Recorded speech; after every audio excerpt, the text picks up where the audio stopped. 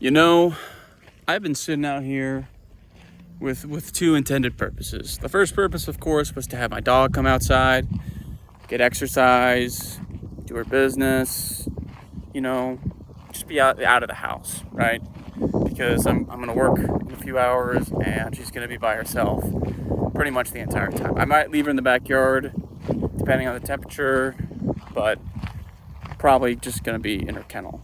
That was the one reason I came out. The other reason I came out was I like to come out here to take my shirt off, get some sun, walk. You know, it's all dirt and gravel and grass, so it's a lot easier on my back, my hips, and of course my ankles. But a third potential reason I came out here was I have not been making as many videos recently. And frankly, it's because I just feel like I don't have as much to talk about. And that's actually kind of a good thing, because when I make a video about a topic, it's usually something that has personally affected me, or it's personally affected somebody that is very important to me that I have a relationship with. And for the love of me, I just cannot come up with a singular, solitary topic to talk about. Even though I'm isolated, I've got all this space, and I've got all this room, I just don't have anything I need to say. And that's kind of what we should be focusing on as people.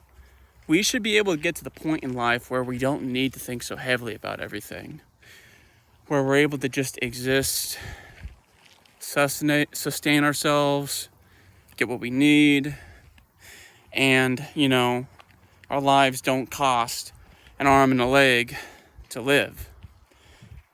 You know, because right now I'm kind of in a hole financially. Not exactly. It's just I had a whole lot of unintended expenses come up that I really couldn't avoid, and I decided to kind of bear with it. Even though I'm a very frugal person and I really don't spend that much money ever, you know. But to get back on point, I was out here for at least an hour. And I would go walk around, I'd walk laps, I'd talk to myself, I'd talk about things, hypotheticals, but nothing I could really transition to my YouTube account and to a video that might be interesting to some people to listen to. And I kind of just had that epiphany. That's a goal to obtain, where you get to the point where you don't really need to talk about anything. You can just exist and live and enjoy your life, you know, because like all I am doing at this little dog park, I'm walking, I'm breathing in fresh air, I'm getting sun, I'm out with my dog. She's nice, she's cool, she's in the shade, and this is just so much better, you know, than if we were to just be wasting away in a house all day. And I understand, you know, circumstances are different for others, but that's just something I noticed, you know? I don't need to talk about anything right now. I can just enjoy myself. And then that eventually led me to the thought process, how exactly did I arrive at this point? How exactly did I get to the point I'm at right now? You know, because I do have work in a bit. You know, still donating plasma. Still not at the BMI I'd like to be. And honestly, my back is still so sore and so utterly exhausted and weak from starting my part-time job that I had to almost halt all of my training activities. You know, so it's just it's I don't have anything to talk about, and people underestimate the importance of being able to just be present in the moment and just to get off the phone and just look outside, outdoors, with your own human naked eyes, you know? That's something we've forgotten about as a species. We're all so busy running on hamster wheels, doing all these tasks that, are artificially inflated in terms of raw value or absolute productivity, And from an early age, you're kind of taught that you need to be productive, you need to be producing, you need to be adding to the pot, so to speak. And if you fail to do so, you're made to feel bad without anyone else's input. You'll just feel bad all on your own, and you'll feel like you're a parasite, like you're causing problems, like you're an issue to society. When the truth is that society's job is actually to make sure that its citizens, have enjoyable lives.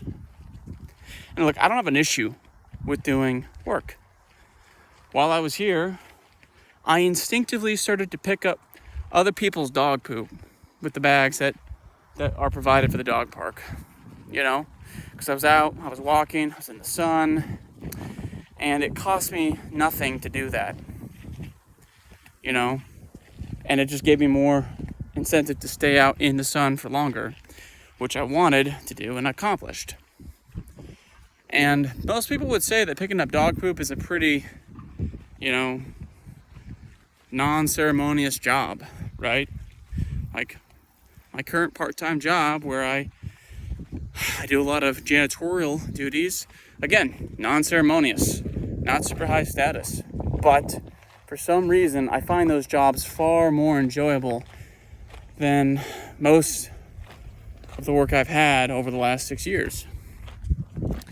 I think the reason is because you cannot trick your brain into thinking that something that isn't really valuable is valuable, and into thinking that something that is portrayed as not valuable is really not valuable, because the truth is that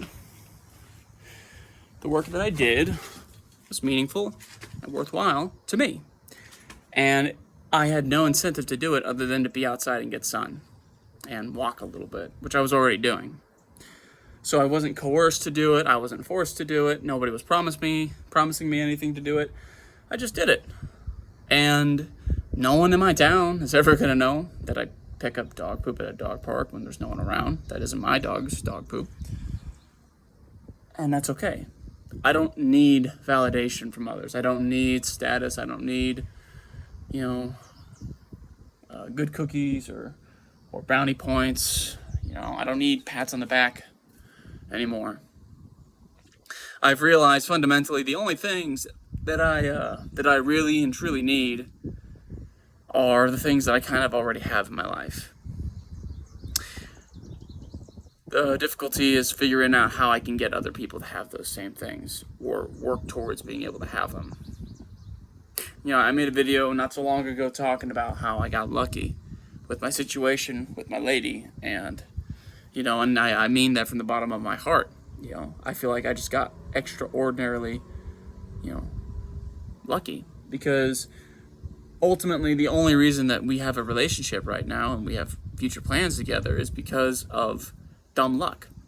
Her watching a video and reading one of the comments I left on that video at that particular time, and her deciding to not just read it and say, oh, that's a good point, and then go about her day. She decided to go ahead and click my profile, watch my videos, contact me, and now all of a sudden we have each other, and we're both ultimately, infinitely better off with each other because of it. And people would go ahead and attribute things to that happening. It's because you're this or that, or it's because you fit this role, you fit that role. And I'm like, well, there's some truth to it, but I mean, I live in America. I have exposed myself to many women as an option for a relationship in good faith, and I've been passed up more times than I can count, and probably many times without even counting. Like even when I wasn't exposing myself as an option for a lady probably looked at me and subconsciously thought I could do better than that guy, which is sad, because that means the only reason that I have a lady right now is dumb luck and it isn't even an American. It's a lady from an entirely different country, and that's crazy. That's something that shouldn't be the case. It should not be so difficult for a man and a woman to find a guy or a gal. It should be simple. It should be easy. It should be, intuitive, organic. You shouldn't even have to stress yourself out to get to that point. But many people are finding themselves in those situations. And honestly, I still have the same thought process about relationships right now. I think you need to tailor your expectations, and you need to tune them in very, very deliberately, because I got so lucky with this gal, and she fits every single parameter that I could have hoped for in a gal, frankly. And it's amazing, and it's frustrating that other guys can't have this, all because modern women in America and really the West have just had their complete and utter decay of values, and not just values but pragmatism and intelligence, because women are hurting themselves in this debacle. Like, when a lady divorces her husband, she's turning that guy into a financial slave, but she's not really turning him into a financial slave to her so much as she's turning him into a financial slave to the state and really to the federal government in a higher sense than he already was. And, if women just understood here in the West that if they tailored their expenses and they tailored their expectations and they found a guy who was willing to work, and they worked together, and they started a family, and they budgeted, they stayed faithful to each other, they were healthy, they ate a proper human diet, they would have unanimously far better lifestyles than even, top earners, because your health is key, your freedom of time and physical autonomy is key, your schedule is key, and your time spent with each other is key. Like, those are the most important things for a person. At least that's what it seems like to me. Those are just my thoughts.